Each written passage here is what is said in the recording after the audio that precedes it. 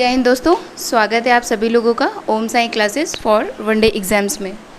दोस्तों जैसा कि मैंने डिस्कस किया था कि हम लोग हिंदी पढ़ेंगे पेट के सिलेबस के रिगार्डिंग, और यूपी पीसीएस के सीसैट में भी आपको काम आ जाएगी। ये काफ़ी हद तक ये हेल्पफुल होगी ये वीडियो आप लोगों को।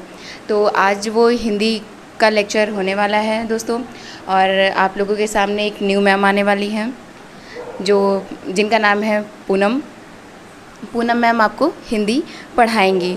वो पेट का जितना भी ये सिलेबस है। तो चलिए ठीक है, फिर दोस्तों आप लोग हिंदी पूनम मैम से पढ़िए। हेलो दोस्तों, गुड इवनिंग। मैं पूनम सिंह आज आपके पेट के सिलेबस के अकॉर्डिंग मैं आपको हिंदी पढ़ाऊंगी। तो जैसा कि आप सभी जानते हैं पेट का सिलेबस इस पे मैंने लिखा है, और बिल्कुल घबराने की बात नहीं है। एग्ज़ाम बहुत ही इजी होता है और हिंदी इतनी अच्छी सब्जेक्ट होती है कि आपको कोई प्रॉब्लम नहीं होगी। आप मुझसे हिंदी पढ़िएगा। पहले संधि, अब मैं पेट के सिलेबस के बारे में आपको बता रही हूँ। सबसे पहले संधि होता है, विलोम, पर्यायवाची, वाक्यांश के लिए एक शब्द, लिंग, समश्रुति, भिन्नार्थ शब्द, मुहावरे, लोकोक्तियाँ, सामान्य अशुद्धियाँ, लेखक और रचनाएँ, गद्य और पद्य। ईजी सा होता है संधि, हम बचपन से पढ़ते आते हैं। नॉर्मल सा एक उसका सेंटेंस होता है कि दो संधि होता है, एक नॉर्मल सी चीज़ होता है। हम उसे ये कह सकते हैं कि दो अक्षरों के आपस में मिलने से उनकी रूप और उच्चारण में जो परिवर्तन होता है उसे संधि कहते हैं। नॉर्मल सा संधि का होता है जैसे कि हम मेल या जोड़, संयोग। संधि को हम जोड़ भी बोल सकते हैं। आप देखिए, जोड़ संधि का मतलब होता है मेल होता है, एंड संयोग भी हम बोल सकते हैं।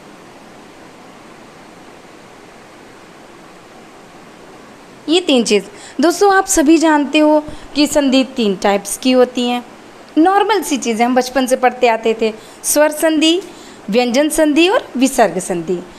और अब स्वर संधि को हम उसके पार्ट डिवाइड करेंगे। ठीक है दोस्तों, तो स्वर संधि के हम पार्ट डिवाइड करेंगे। स्वर संधि 5 प्रकार की होती हैं। आइए हम आपको संधि एक पहला जो है इसको क्लियर करते हैं।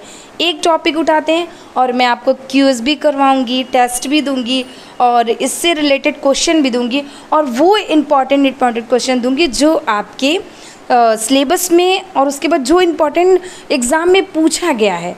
कि हर एग्ज़ाम में चाहे आप पेट दीजिए, यूपी टेट दीजिए और टीजीटी पीजीटी में संधि एक नॉर्मल सी टॉपिक होती है, सभी में क्वेश्चन आता है। तो आइए हम इसको करते हैं। ठीक है, संधि हो गई। संधि 3 प्रकार की होती है, स्वर संधि, व्यंजन संधि और विसर्ग संधि। इन 3 संधियों के बीच जैसे स्वर संधि में भी पार्ट होते हैं। स्वर संधि कितने प्रकार की होती है? 5 प्रकार की होती है। उसमें आपको जैसे आप स्वर में पढ़ते हो आ, ई, ऊ, ये सारी जो मात्रा होती है ना, इनके मेल से ये सारे संधि बनते हैं।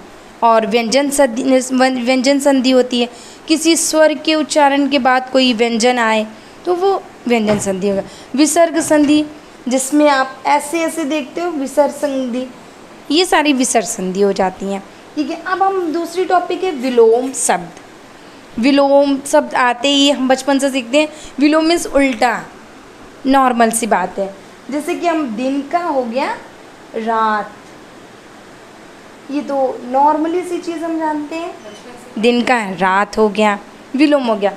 पर्यायवाची शब्द जैसे कि आपका नाम कुछ भी, मान लीजिए आपका नाम कमल है, ठीक है, और घर में आपको कोई कुछ और नाम से बुलाता है, आपके दोस्त कुछ और नाम से बुलाते हैं, और मम्मी पापा कुछ और नाम से बुलाते हैं। इसी तरीके से पर्यायवाची होती है। ठीक है, और कमल की पर्यायवाची अंबुज, नीरज, जलज, पंकज होता है।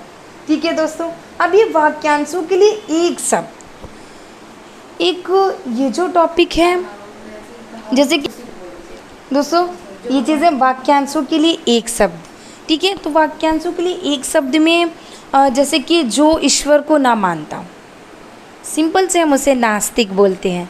जो ईश्वर को मानता हो उसे हम आस्तिक बोलते हैं। ऐसे बहुत सारे आपके सिलेबस से और आपकी टॉपिक से रिलेटेड मैं आपको बहुत सारे एग्जाम्पल दूंगी। लिंग होते हैं तो मुझे इसमें हिंदी और संस्कृत में बहुत ज़्यादा डिफरेंट होता है। दोस्तों हिंदी और संस्कृत में हमें ये चीज़ समझना है कि हिंदी में केवल 2 लिंग होते हैं, स्त्रीलिंग और पुल्लिंग। ये चीज़ हमें हमेशा ध्यान में रखना है। और संस्कृत विभिन्नार्थ शब्द, ये टॉपिक जो है इसके शब्द हम डिस्कस करेंगे। फिर मुहावरे या लोकांतियाँ। मुहावरे जैसे कि हम बोलते हैं किसी को, बड़े बुज़ुर्ग सुनते हैं, नाच न जाने आंगन टेढ़ा, तो वो चीज़ मुहावरे हो गए। फिर सामान्य अशुद्धियाँ, जैसे कि एक शब्द होता है श्रृंगार। श्रृंगार तो हम देखते हैं लेकिन इसको लिखा कैसे जाता है, या एक नॉर्मल सा शब्द है आशीर्वाद, तो आशीर्वाद कैसे लिखा जाता है, वो सारी चीज़ें हमें देखना है। आशीर्वाद, ये देखिए आशीर्वाद मैंने लिखा है, तो ये चीज़ आपको देखना है। फिर उसके बाद लेखक और रचनाएं, जैसे कि बहुत सारे लेखक हैं, उनकी रचनाएं क्या हैं, उसमें गद्य या पद्य कोई स्टोरी दे दिया आपको कि ये स्टोरी है, या स्वामी विवेकानंद की स्टोरी दे दिया, फिर पूछ लिया उनका जन्म कहाँ हुआ था, उसमें से 5 क्वेश्चन पुटअप करेंगे। या गौतम बुद्ध के बारे में दे दिया, गौतम बुद्ध का महापरिनिर्वाण कहाँ हुआ। इस तरीके से आपके लेखक और रचनाएं होंगे। अब इसमें आपके सारे साहित्य लेखक पूछेंगे और रचनाएं, उसके में गद्य और पद्य रहेंगे, तो इसको हम ध्यान से देखेंगे। और बाकी कल मैं आपको पूरी डिटेल में संधि पढ़ाऊंगी। और ये वीडियो कैसी लगी मुझे फीडबैक ज़रूर दीजिएगा। Thank you so much.